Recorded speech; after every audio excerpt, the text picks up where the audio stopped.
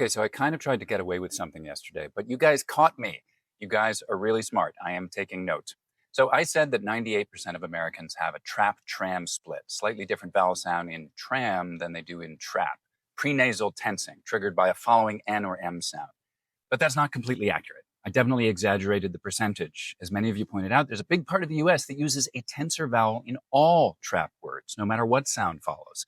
The area around the Great Lakes, where you might put black cats in bags every Saturday. So I do have a defense of sorts, which is that most northern city speakers tense the vowel sounds even more before nasals than they do otherwise. So trap, but tram.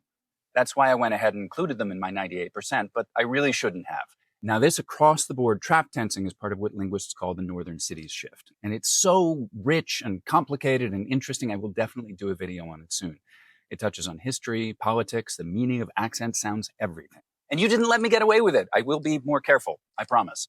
So the great sociolinguist Bill Labov, who we lost in December, estimated that about 34 million people are affected by the northern city shift.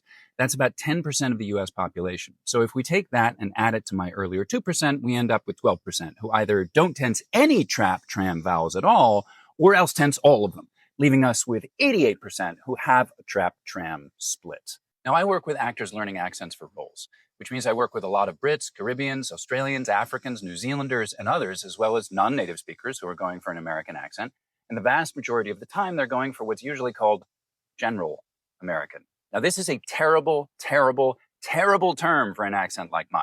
That's another video. I'll do that one soon because I've got a much better name to suggest. But anyway, since 88% of Americans have this trap-tram split, and since no non-North Americans do, it is a crucial thing to get right when you're crossing that line, whichever side you're starting on. So 88%, not 98%, and I will not be trying that again.